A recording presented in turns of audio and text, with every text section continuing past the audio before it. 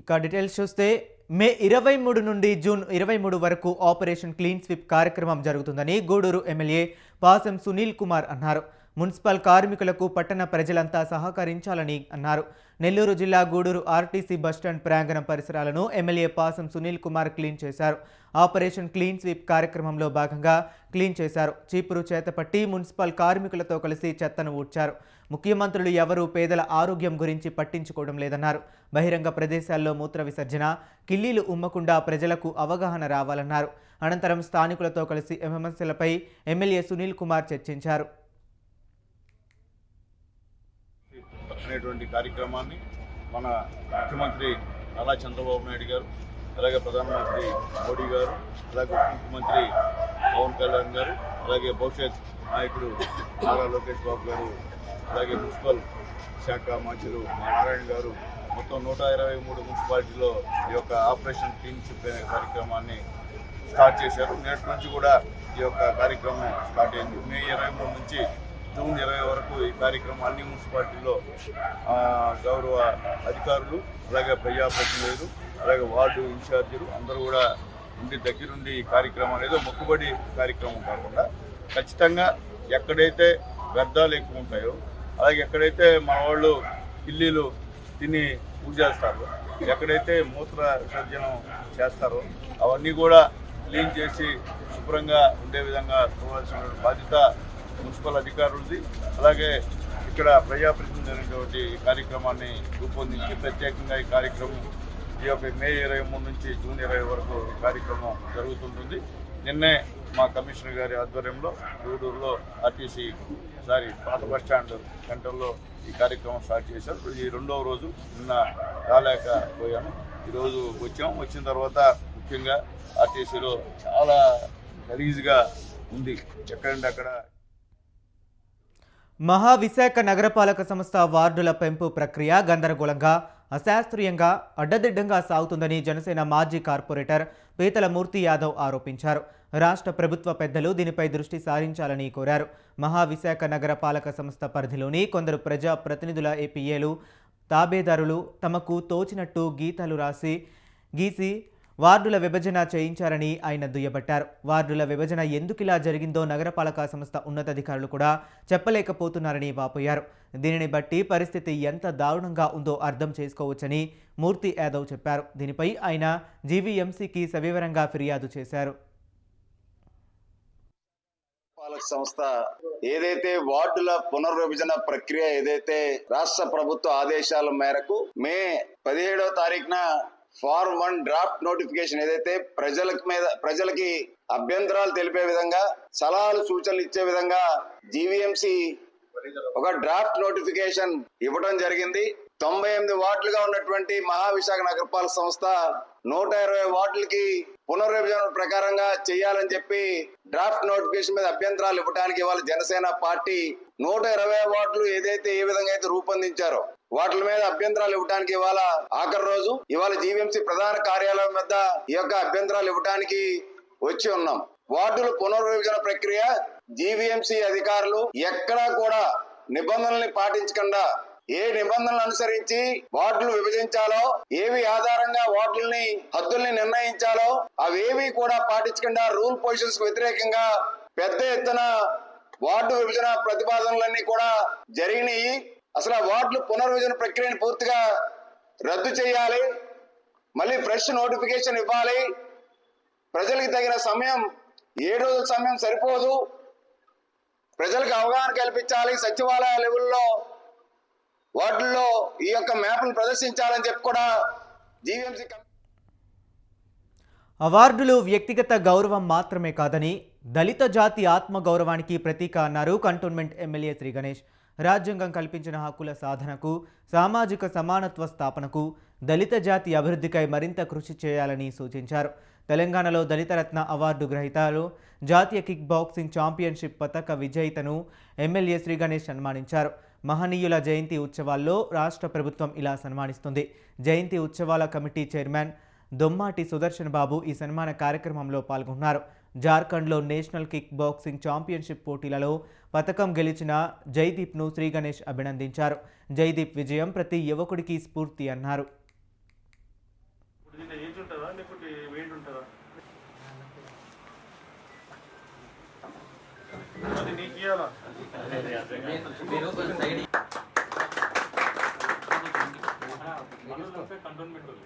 ఎక్కడున్నా మనోలే.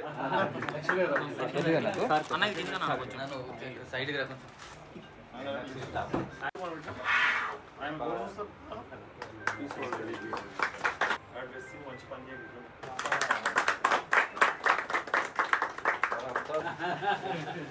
Thank you. చేస్తాను, పోయినప్పుడల్లా support చేస్తాను. కాంగ్రెస్ ప్రభుత్వంలో ప్రజలు అనేక కష్టాలు పడుతున్నారని మాజీ మంత్రి తలసాని శ్రీనివాస్ యాదవ్ మండిపడ్డారు. హమాలీ బస్తీలో 15 లక్షల రూపాయల వ్యయంతో నిర్మించిన కమ్యూనిటీ హాల్ను సొంత నిధులతో ఏర్పాటు చేసిన నల్లపోచమ్మ ఆలయ గేటును ఆయన ప్రారంభించారు.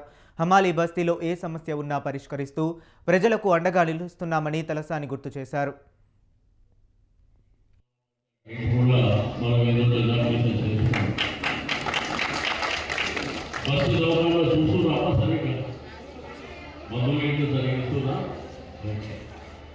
రెండోదేమో కమ్యూనిటీ హాల్ పైన కట్టేది బస్తీ కోసమే. అయితే బస్తీ మీ అందరి నిర్ణయం మేరకు ఏంటంటే మన ఇంట్లో జరిగేటువంటి చిన్న చిన్న ఫంక్షన్స్ ఏదైనా ఉంటే ఆ ఫంక్షన్ పైన చేసుకుంటామని చెప్పి బస్తీ నిర్ణయం తీసుకుందని చెప్పేది. సంతోషం. నేనేం చెప్పానంటే ఒక 500-1000 రూపాయలు హామీ చెప్పాను. ఎందుకంటే మనం కార్యక్రమం చేస్తాం, దాని మూమెంట్ ఎక్కువ కానీ క్లీనింగ్ కానీ మెయింటెనెన్స్ కానీ అది ఉండాలి. కాబట్టి బస్తీలో దానికి కమిటీ ఒక కమిటీ కూడా ఎవరు పెట్టినా దయచేసి కమిటీ మెంబర్లు కూడా రిక్వెస్ట్ చేసేది ఒకటే, ఆ ఇచ్చేటువంటి డబ్బులు ఏంటంటే దాని మెయింటెనెన్స్ కోసం ఒక మనిషిని పెట్టుకొని ఓ ఊరుకోవడం కానీ క్లీన్ చేయడం కానీ అది పెట్టుకున్నట్టు. రెండోది మన ఇంట్లో చేసే కార్యక్రమం పైన మన బస్తీ వాళ్ళు మీ చుట్టాలు. కరీంనగర్ జిల్లా గంగాధర మండలం నారాయణపురంలోని ఐకేపీ సెంటర్లో ధాన్యం కొనుగోళ్లపై రైతుల ఆందోళన చేపట్టారు. జిల్లా కలెక్టర్ సిపి ఎమ్మెల్యేకు రైతులు తమ సమస్యలు వివరించారు. 40 నుండి 42 కిలోల లెక్కన ధాన్యం తీసుకుని తరువాత 43 కామన్ పేరుతో కోతలు వేస్తున్నారని రైతులు ఆరోపించారు. ఇలా ఒక్కొక్క లారీకి 8 నుంచి 12 బస్తాల వరకు కట్ చేయటం ఏమిటని రైతులు మండిపడ్డారు. సమస్యలు చెప్పినందుకే 6 రైతులపై కేసులు పెట్టించారని ఆరోపించారు. నారాయణపురం ముంపు గ్రామ సమస్యపై పోరాడుతున్నందుకే టార్గెట్ చేస్తున్నారని రైతులు ఆవేదన వ్యక్తం చేశారు. రైతులపై కేసులను వెంటనే ఉపసంహరించుకోవాలని, ధాన్యం కొనుగోలులో పారదర్శకత పాటించి న్యాయం చేయాలని రైతులు విజ్ఞప్తి చేశారు. మిగతా అధికారులు, ఎమ్మెల్యే గారు వీళ్ళందరూ కూడా ఐకేపీ సెంటర్ను విజిట్ చేయడానికి వచ్చిండ్రు. వచ్చిన క్రమంలో మేము కలెక్టర్ గారితో మాట్లాడడం జరిగింది. ఏమంటే 42 కిలోలు అంతకుముందు పెట్టినాము, ప్లస్ ఆ తర్వాత మళ్ళీ లారీ రాలేదు, అవి పోలేదు. 43 కామన్ కింద అయితే దించుకుంటామని చెప్తే అయినా పర్వాలేదని చెప్పేసి 43 కామన్ కింద దించుకోమని చెప్పి కూడా చెప్పినాము. అట్లా పంపిన తర్వాత లారీ పంపిన తర్వాత ఒక్కొక్క లారీకి 8 బస్తాలు, 12 బస్తాలు, 10 బస్తాలు కట్ చేసారు అని చెప్పి మాకు చెప్తారు. మేము లారీ లోడ్ ఎక్కిన తక్షిట్ ఇస్తలేదు, అక్కడికి వెళ్ళి వచ్చిన తర్వాత తక్షిట్లు ఇస్తామంటారు. ఇదే విషయం అయిపోయిన సోమవారం నాడు మేము కలెక్టర్ గారికి కూడా ఫిర్యాదు చేయడం జరిగింది. కలెక్టర్ గారు ఫిర్యాదు చేస్తే ఎస్డిసికి మన వీళ్ళ సివిల్ సప్లై వాళ్ళకి రాయడం జరిగింది. వాళ్ళకి రాసిన తర్వాత వీళ్ళు పిలిచి వాళ్ళకి కట్ లేకుండా ఇప్పుడు 43 కామన్ తోటి మాకు తక్షిట్ ఇవ్వడం జరిగింది. నిన్న కలెక్టర్ వచ్చినప్పుడు కూడా మార్కెట్లో ఈ విధంగా జరుగుతుంది సార్ మేడం అని చెప్పినాము. అలాగే లారీ డ్రైవరు బస్తాకు 2 రూపాయలు ఇవ్వమని అట్లయితేనే పోతాయట, లేకపోతే పోటట అని కూడా నాకు ఇంకొక ఒకటి ఉంది. ఆ విషయం అడుగుతుంది. అట్లెట్లా మీరు వచ్చినప్పుడు చెప్పాలి కానీ తాపకి ఇట్లా పెంచుకుంటా పోతే ఎట్లా అంటే ఆఖరికి 1 రూపాయి ఇవ్వంటే సరే రూపాయి.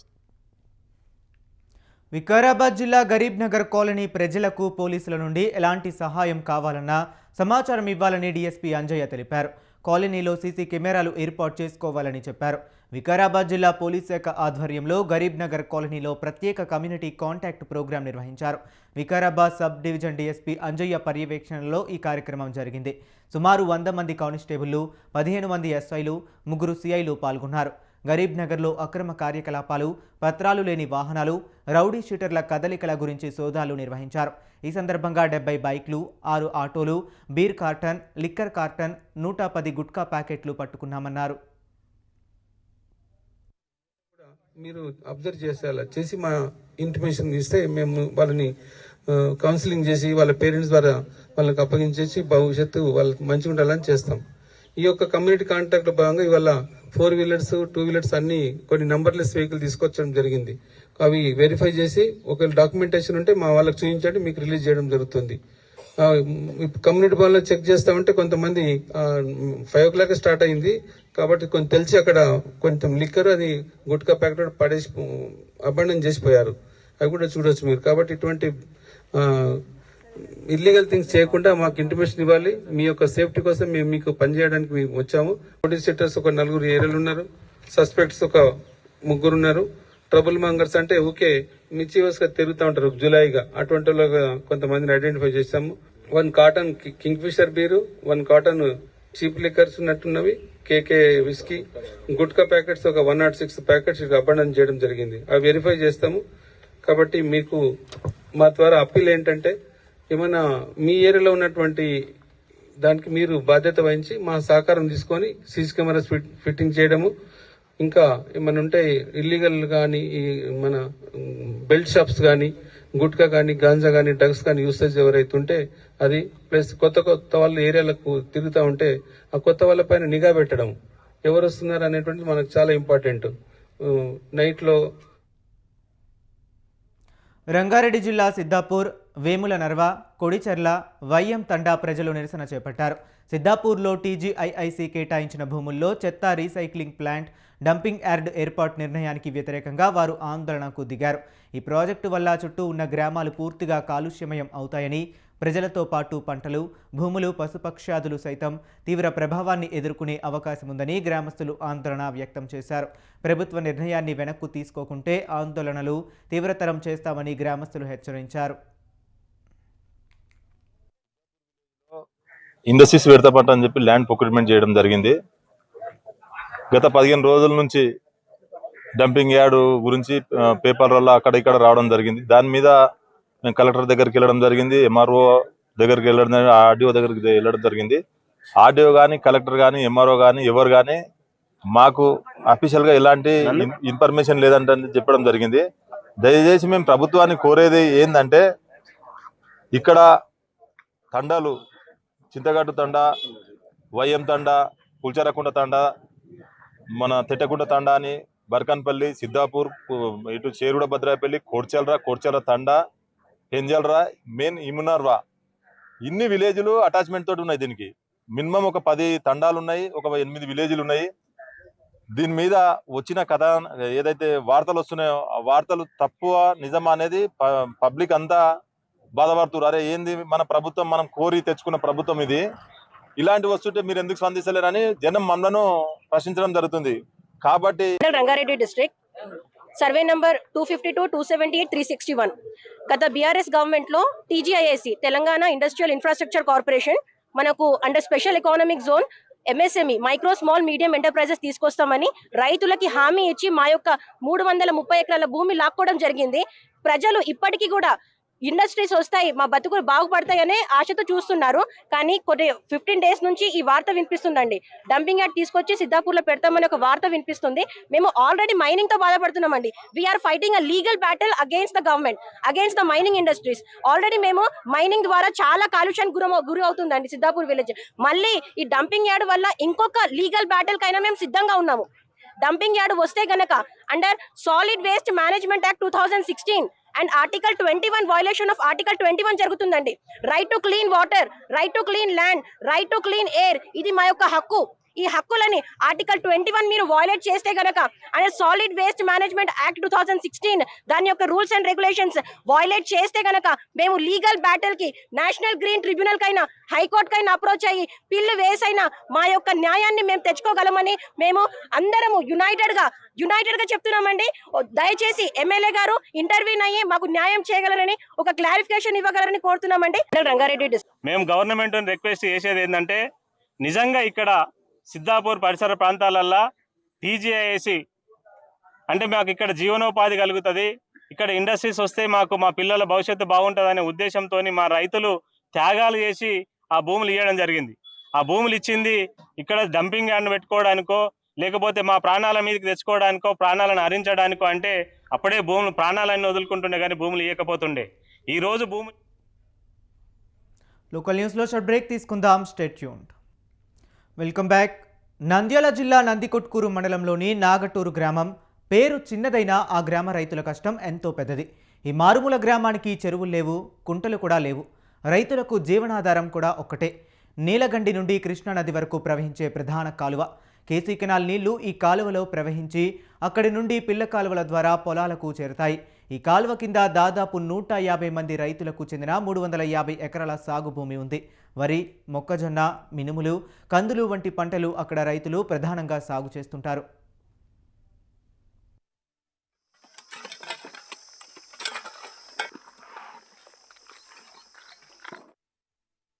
అయితే కొద్ది నెలలుగా కాలువలో పూడికతీత పేరుకుపోవడంతో నీరు సరిగా రావడం లేదని గ్రామస్తులు తెలిపారు. పైభాగంలోనే నీరు నిలిచిపోవడంతో కింద భూములకు నీళ్లు అందక రైతులు ఇబ్బంది పడ్డారు. సాగు విస్తీర్ణం తగ్గడమే కాకుండా దిగుబడులు గణనీయంగా పడిపోయాయి. ఈ విషయం జిల్లా కలెక్టర్ దృష్టికి రైతులు తీసుకెళ్లడంతో వెంటనే స్పందించారు. మహాత్మా గాంధీ జాతీయ గ్రామీణ ఉపాధి హామీ పథకం కింద పూడికతీత పనులకు ఆమోదం తెలిపారు. పూడికతీతకు 6,12,000 రూపాయలతో పనులు మంజూరు చేసి వెంటనే ప్రారంభించడంలో రైతులు హర్షం వ్యక్తం చేశారు. నమస్తే, నా పేరు కె రామయ్యాచారి. నాగటూరు గ్రామం, నందికొట్కూరు మండలం, నంద్యాల జిల్లా. జలహారతి జల పథకం కింద ఈ పని స్టార్ట్ చేసాం సార్. ఈ పని కింద 350-340 ఎకరాలు సాగునీరు అందుతుంది. దీని ద్వారా కృష్ణానదికి ఒక వాటర్ వెళ్తుంది సార్. దీని ద్వారా మేము వలసపోకుండా వేరే ఊరికి పని చేసుకుంటూ ఇక్కడనే బతుకుతున్నాము. దీని ద్వారా రైతులు బాగుపడుతున్నారు, మేము బాగుపడుతున్నాం. ఇంత మంచి పని మాకు ఉపాధిగా హామీ మాకు ఇచ్చినందుకు ముఖ్యమంత్రులకు ధన్యవాదాలు.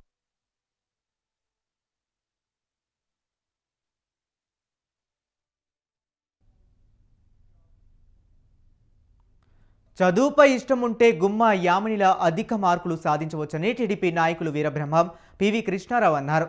యామిని భవిష్యత్తులో మరింత ప్రతిభ కనబరచాలని వారు ఆకాంక్షించారు. మార్కాపురం జిల్లా దరిమడుగు వాసి గుమ్మా నాగార్జున కుమార్తె యామిని 10వ తరగతి పరీక్షల్లో 587 మార్కులు సాధించింది. మంచి మార్కులు సాధించిన బీసీ భవన్లో యామిని అభినందన సభ జరిగింది. ఈ కార్యక్రమానికి పిఎల్పి యాదవ్ అధ్యక్షత వహించగా ఈ కార్యక్రమంలో ప్రెస్ క్లబ్ గౌరవ అధ్యక్షులు కాలం రాజు రామకృష్ణ, కౌన్సిలర్ నాలి కొండయ్య యాదవ్, గోసు సుబ్బారావు, యామిని తల్లిదండ్రులు నాగార్జున, మహేశ్వరి తదితరులు పాల్గొన్నారు. బీసీ భవన్లో గుమ్మా యామిని తండ్రి నాగార్జున మరి పాప 10వ తరగతిలో 587 మార్కులు సాధించి మరి ఉంచడం చాలా గర్వకారణం. అయితే ఇలాంటి వాళ్ళకు ప్రోత్సహించడానికి మరి బీసీ భవన్ అనేది వేదిక కావడం, ఇది ఒక పార్టీకి కానీ ఒక కులానికి కానీ సంబంధం లేకుండా బాగా చదివినటువంటి వాళ్ళకు మంచి గుర్తింపు తీసుకొస్తే వాళ్ళు కూడా రాబోయే కాలంలో మనం ఇలాగ చేస్తే ఇంకా భవిష్యత్తు మనకు బాగా ఉంటుందని యామిని లాంటి వాళ్ళు ఉండాలనేటువంటిది ఉంది. ఇది చాలా గొప్పతనం. తండ్రి చదువుకోకపోయినా కూతుర్ను మరి ఈ స్థాయిలో చదివించిండ్రంటే మరి నాగార్జున కూడా మనం అభినందించాలా. అందువల్ల మరి పాప మంచి భవిష్యత్తు ఉండాలని, రాబోయే కాలంలో అమ్మాయి ఇంకా ఉన్నత మంచి మార్కులు సాధించి ఇలాంటి సంఘాలు వాళ్ళు కానీ ఇంకా ఇలాంటి వాళ్ళు కానీ ఆమెను ఆశీర్వదించడానికి ఇట్లాంటిదే మంచి అవకాశం. మంచి నిర్ణయం తీసుకున్న సోదరుడు పిఎల్పి యాదవ్ గారికి మా ప్రత్యేక ధన్యవాదాలు. మా పాప ఇంత మంచి కార్యక్రమం చేసింది కాబట్టి ఆమెకు మనం గౌరవించాలని మా వాళ్ళందరూ కోరిన సందర్భంగా మిమ్మల్ని అందరినీ ఆహ్వానించడం, మీరందరూ ఎంతో గొప్పగా హిందూ, ముస్లిం, క్రిస్టియన్ అందరం కూడా భాయి భాయ్ అనే నిదర్శనానికి బీసీ భవన్ ఎప్పుడు ఉంటుంది. మొన్న వంశీధర్ రెడ్డి జేఈలో 93 ఆల్ ఇండియా ర్యాంక్ కొడితే వంశీధర్ రెడ్డిని సన్మానం చేశాం.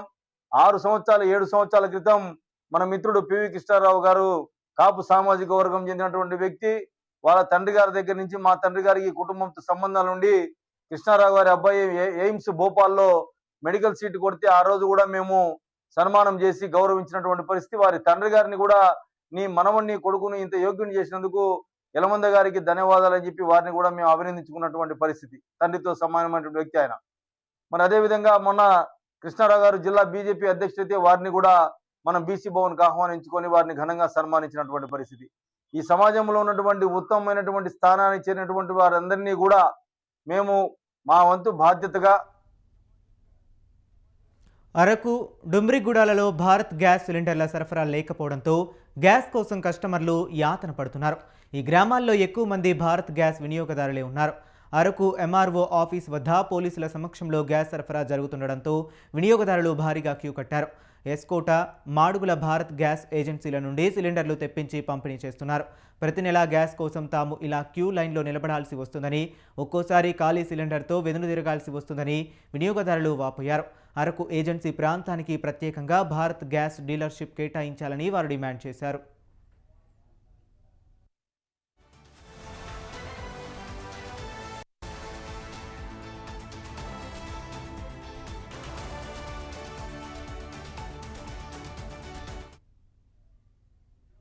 జగిత్యాల జిల్లా మెట్ల చిట్టాపూర్లో ప్రమాదవశాత్తు ఈతవనం కాలిపోయిన ఈతవనాన్ని పరిశీలించారు తెలంగాణ వెలమ కార్పొరేషన్ చైర్మన్ జువ్వాడి నరసింహరావు. అనంతరం సెల్ ఫోన్లో జిల్లా కలెక్టర్తో మాట్లాడి ప్రమాదం గురించి వివరించారు. బాధితులకు నష్టపరిహారం అందజేసేలా చర్యలు చేపట్టాలని కోరారు. జిల్లా కలెక్టర్ సానుకూలంగా స్పందించి నష్టపరిహారం అందేలా చర్యలు తీసుకుంటామన్నారు. ఆల్మోస్ట్ 2000 చెట్లు సార్, 2000 పైననే ఉంటాయట. అవన్నీ మొత్తం ఈ పక్కకు పొలాలు వేస్తే అది ఎండాకాలంగా సార్ అది కట్ చేసి దానికి ఎవరో నిప్పు పెట్టింటారు. అది వచ్చుకుంటా రిగ్గుతో సహా మొత్తం ఈ 10 ఎకరాల మొత్తం కాలిపోయినాయి సార్ చెట్లన్నీ. నిన్న మీ డిపార్ట్మెంట్ నుంచి మన రెవెన్యూ డిపార్ట్మెంట్కి వెళ్ళి ఆర్ఐ ఎక్సైజ్ వాళ్ళు వచ్చారు. ఈ టోటల్ 10 acres సార్, ఆల్మోస్ట్ 2000 చెట్లు సార్, 2000 పైననే ఉంటాయట. అవన్నీ మొత్తం ఈ పక్కకు పొలాలు వేస్తే. ఆమ్స్టర్డామ్ నుంచి శంషాబాద్ వచ్చిన విమానంలో బాంబు ఉన్నట్లు మెయిల్ వచ్చింది. విమానాశ్రయంలో ల్యాండింగ్ అయ్యేలోపు ఏ క్షణానైనా బాంబు పేలవచ్చని అగాంతకుడు మెయిల్ పంపించాడు. దీంతో విమానాశ్రయం భద్రతా సిబ్బంది అప్రమత్తమై తనిఖీలు చేపట్టారు. విమానం నుంచి ప్రయాణికులను వేగంగా కిందకు దింపి ఐసోలేషన్కు తరలించారు. విమానాన్ని నిశితంగా తనిఖీ చేసిన అధికారులు బాంబు లేదని నిర్ధారించారు. విమానం సేఫ్ ల్యాండింగ్ అవడంతో అంతా ఊపిరి పీల్చుకున్నారు. బాంబు బెదిరింపు మెయిల్పై విమానాశ్రయ అధికారులు పోలీసులకు ఫిర్యాదు చేశారు.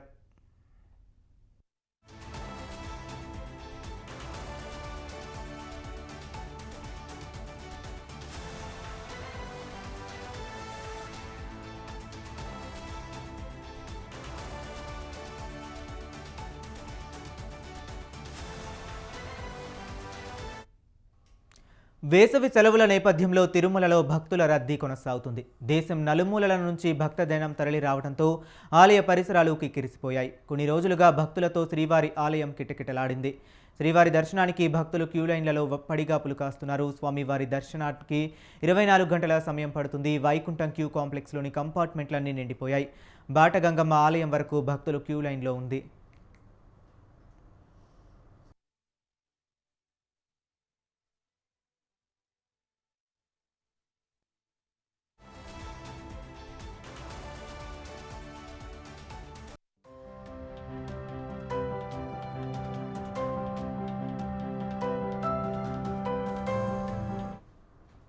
కాగా భక్తులకు తిరుమల శ్రీవారి దర్శనం కల్పించడంలో టీటీడీ సరికొత్త రికార్డు సృష్టించింది.